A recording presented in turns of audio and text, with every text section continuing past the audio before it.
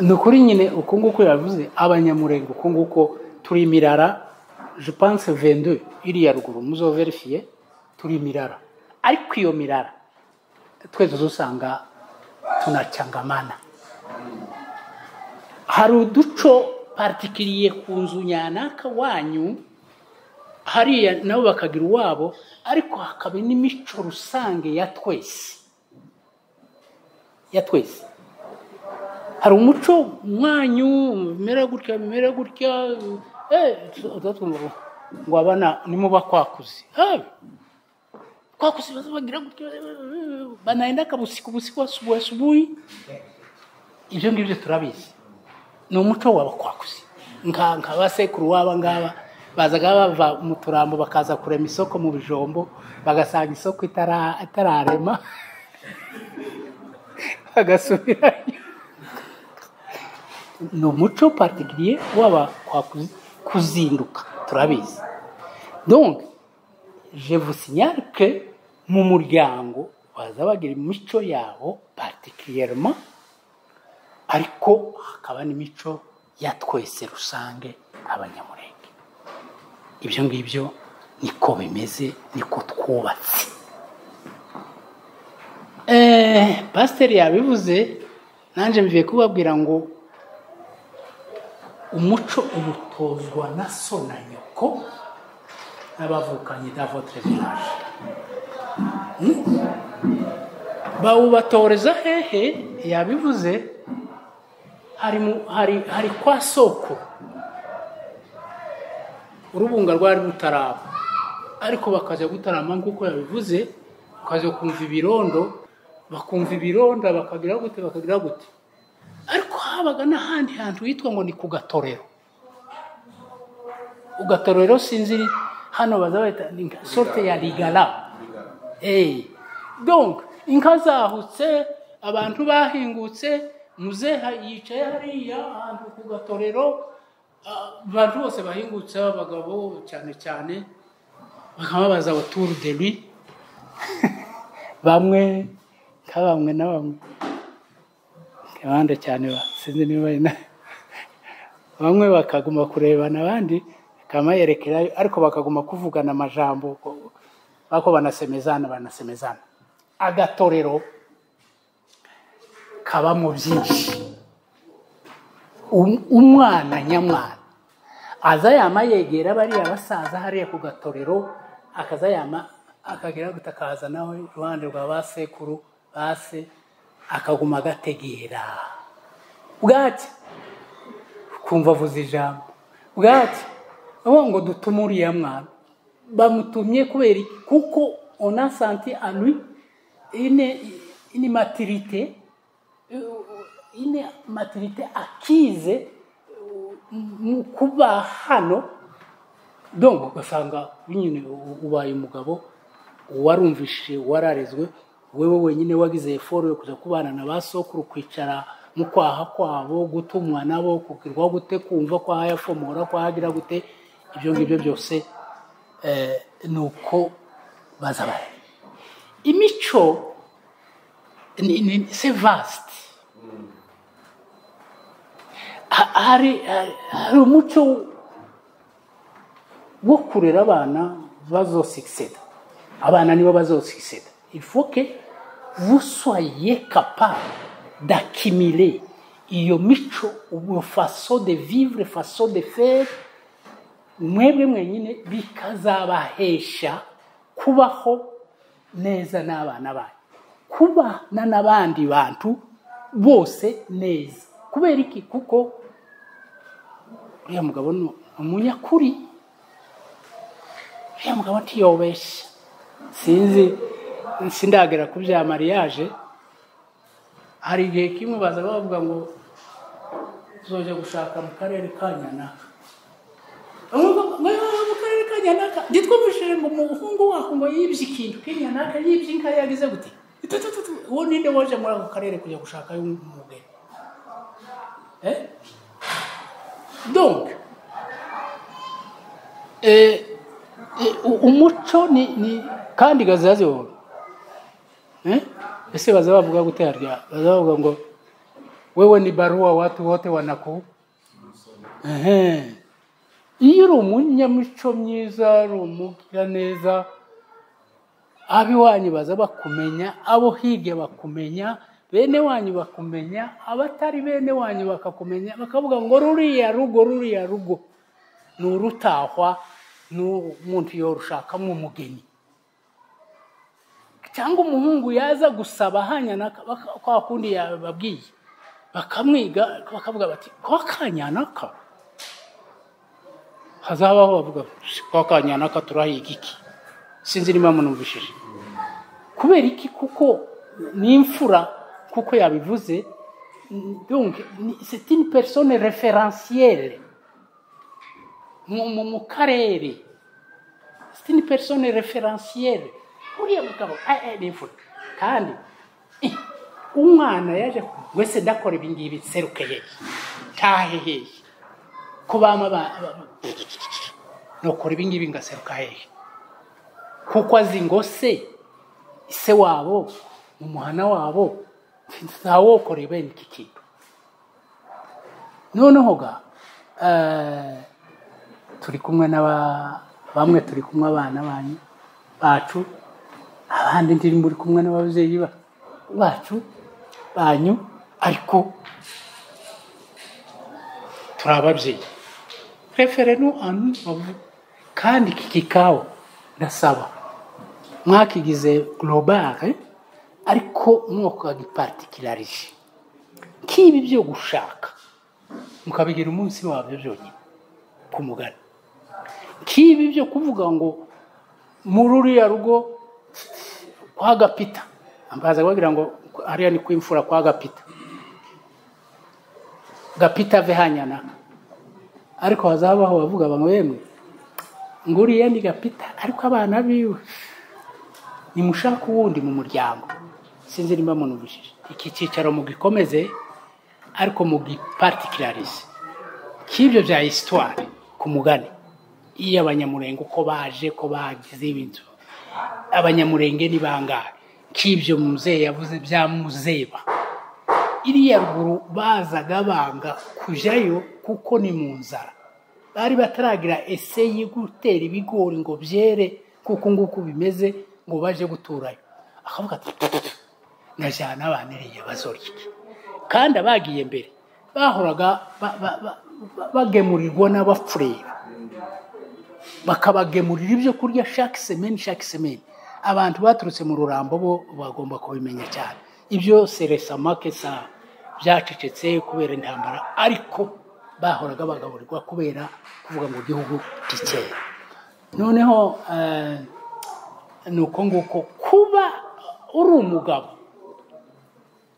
hariho bagapita, ariko hariho n'imfura mu rugo rwawe. Bya bindi yatubwiye gufatikanya, kureberana, kugabirana, gushumbushanya. Imfura mu rugo, mu muhana hehe azaya amasuzuma kwa Kanyanaka ko basa n'ababuraye, tiboba baburaye, tiboba babize gute, nimba ashoboye wenyine porta une réponse, atashoboye agahamagara umuryango. Kuko muri uwo muco wo kwegerana ugira gute nti warenganaga abandi bahari. Sinzi nimba munuvishije. Donc habaho kureberana kwa Kanyanaka, kibejeje inka zabo ziratetse nta mata bafite, directement hakabaho kuvuga ngo Kanyanaka namuheze mufite inka zikamwa nyinshi, akamuheza inka ugaza gukama, mudafite nyinshi ukamuheza umukama, mugasangira ugakama mu gitondo wagakama ni mugoroba. Sinzi ndagira ngo nguko nikore. Donc kubera iki? Kubera umuco mwiza wo gufatikanya, wo kubana, ainsi de suite. Ibyo ngibyo bikaba ikintu cy'umuco. Hari ibintu yavuze byinshi nyine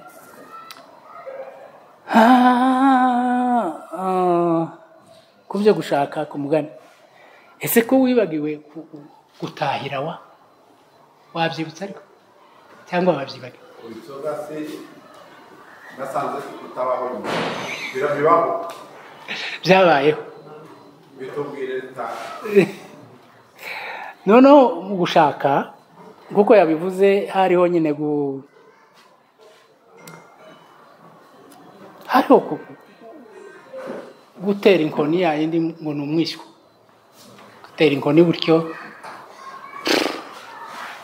ninde wayiteye bakamumenya kameme avuga ok c'est une demande à mariage kandi baba bazi ko hari umukobwa iyo ni forme yabayeho kuko nyine yabivuze baba badakunze uwo muhungu iyo nkoni bakayisubira nayo bakagenda bakamubwira uko bamugize nyine yarahavuga bo guterura yabivuze gufata irembo c'est la voie normale no kuza kubaza gufata irembo kazana inka yo gufata irembo bintu nk'ibyo habaga n'iyindi forme yo gutahira bamaze kukwemerera ko kumushingira aho kugucyurira umugeni wazi wewe umuhungu tivashe tombope kwaso bashika baguhuheza inzu yawe n'umugore wawe ukaba umwana mu rugo wakagutuma byose kuragira no kugira gutegura bibiri une année après une année et demie après ça dépendait de la période nanga muri ko muranumva agataha azanye umugore abenshi bazaga baza bafite n'abana sinzi niba munumvishije iyo nayo yari forme y'ubukwe akagenda nyine akaba kwasewe akaba umwana mu rugo akaragira kahinga katumwa kagira gute afite urugo rwe kwasewe murabizi ibyo ngibyo mwarabyumvishije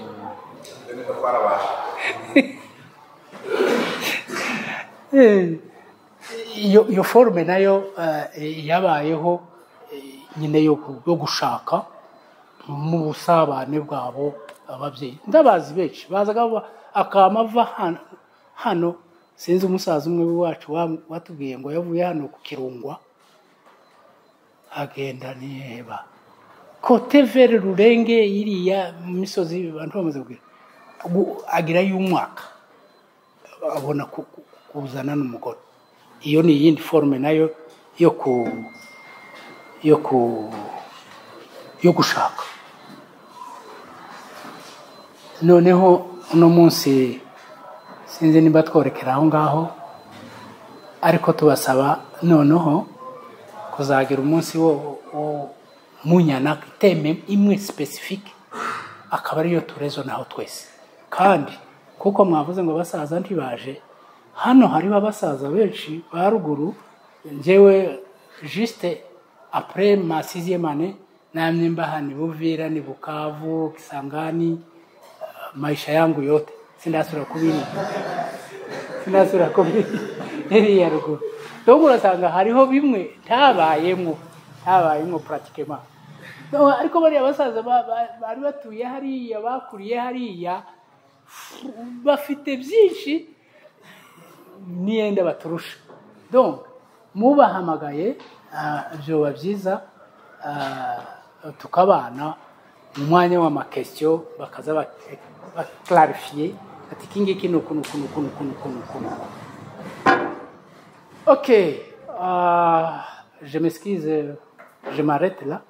Ariko nababwiye ngo hariho histoire, connaître votre histoire. Très important pour un homme. Nous sommes venus comme ça, twabinyuzeho superficiellement. Pourquoi vous êtes venus? Qui êtes-vous? Où est-ce que vous êtes? No kugeza ubu ngubu. Icyo ku munsi umwe gusa wawe. Icyo. Abo ubutegetsi iwacu. Nabyo kavuga muti nari mbaye mbabwira nti aruserugabika niwe waje kayiraba umwami ubundi ngo ni Gahutu nawe abo umwami twari dufite sheferi zibiri z'abanyamurenge bazisiprimye 1933 je crois iya Gahutu ni ya Kayira bashyiraho uriya mugabo w'amadahurwa wiriya ninde sipani bukizina ryiwe 1933 bagira inama bashyiraho wundi wo kumubwira noneho nk'ibintu by'ubutegetsi bw'iwacu nabyo mukabimenya kugeza none ibya groupement bijombo bya komine minembwe mukagira l'histoire yo kubaho kwacu n'ubutegetsi bw'iwacu ingene ba Gisaro batangiye intambara barwanye imyanya yarenze intambara barwanye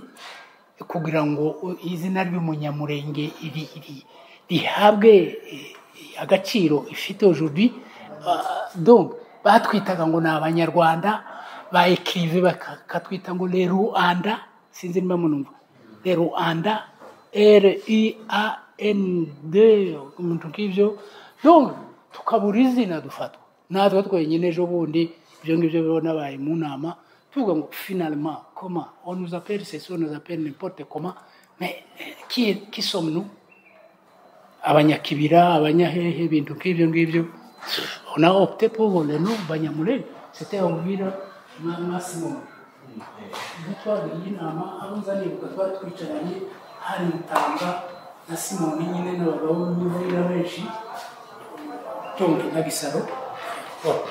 Après tout, les noms originaux nous sommes Banyamulenge. Kandi twe yise nabari barasiririye ngo ni babandi bo murenge. Sinzi niba munufishije. Babandi ku murenge wiriya ibintu k'ivyo ngivyo. Bon, on s'est appelé Banyamulenge.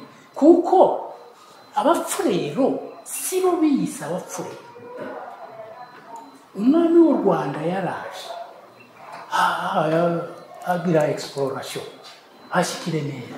Asanga umwami w'umupfurero arahari aramubaza ati sorry ati sinzi tuwize uri umupfurero nawe izi niga y'abapfurero y'abambere